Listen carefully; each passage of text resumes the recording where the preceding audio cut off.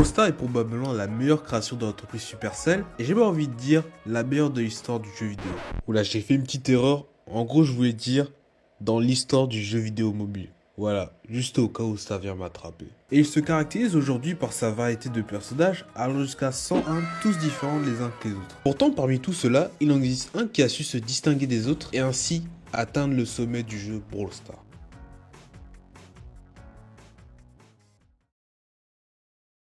But only because that's how he shows affection. His main attack is a sequence of projectiles that always follow the same logic, with a randomized super. True story. He has in total 5 different supers, and skin called Dark Chester. He may look a little less cheerful, but he's equally random. Because this moment is gonna be legend. Wait for it. Dairy. That's it. Chester is a legendary brawler.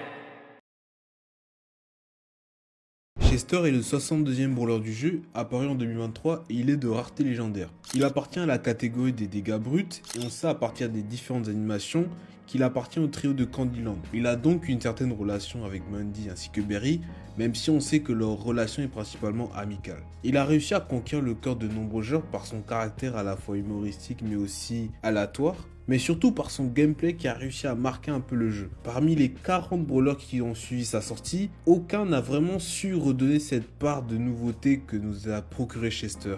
Même les ultra légendaires caractérisés par des mécaniques totalement uniques n'ont pas réellement réussi à atteindre le même niveau de succès que Chester, et probablement aucun brawler n'arrivera à dépasser un tel succès finalement. On va donc se demander aujourd'hui pourquoi il n'y aura jamais meilleur que Chester.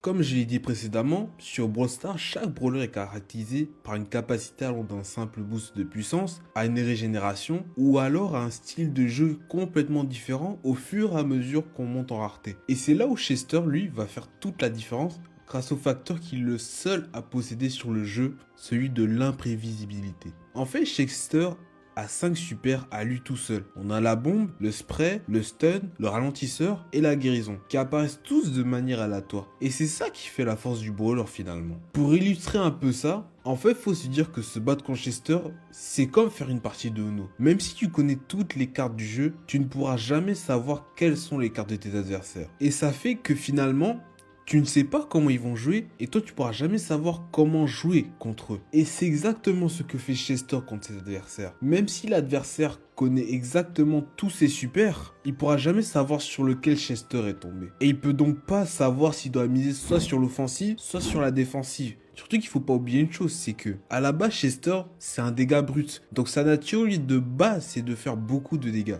Donc le corps à corps est déjà inutile face à lui. Donc finalement Chester devient non seulement le seul brawler à pouvoir déstabiliser une partie à lui tout seul, mais aussi l'un des rares brawlers à avoir une polyvalence extrême, au point où il devient jouable dans la majorité des maps.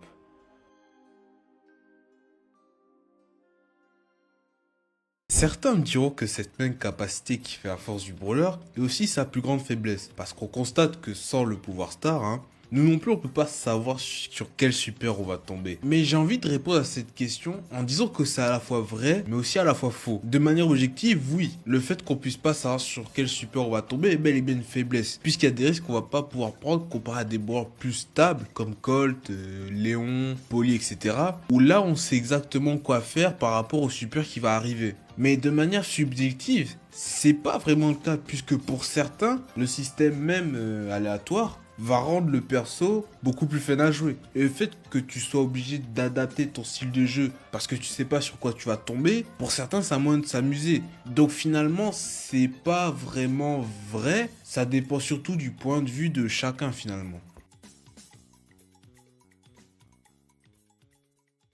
Au-delà de son gameplay, ce qui distingue Chester des autres brawlers, c'est que on a l'impression qu'il y a un vrai humain dans l'écran. Il a une personnalité à la fois drôle et troll qui colle parfaitement à l'apparence du brawler et on peut facilement se reconnaître à travers ce personnage. De plus, il a quelque chose de particulier, c'est que à partir de ses dialogues, on a comme l'impression qu'il a conscience d'être dans le jeu et qu'il cherche à avoir une sorte d'interaction avec nous, les joueurs, et non au jeu lui-même. Ce qui le différencie, j'ai envie de dire, de tous les autres brawlers possibles du jeu. Donc au final, tout ça fait que, personnellement, je vois Chester non plus trop comme un simple personnage, mais vraiment comme une personne à part entière. Et je trouve que c'est ça qui fait la beauté du personnage et qui le rend ainsi si attachant et plaisant à jouer finalement. Et c'est aussi pour ça que je trouve que c'est là où Supercell ont fait un travail monstrueux, puisqu'ils ont créé par le pur des hasards un personnage si cohérent de A à Z que finalement on n'aura probablement plus jamais un brawler comme Chester. Et c'est ça qui rend le truc beau en fait.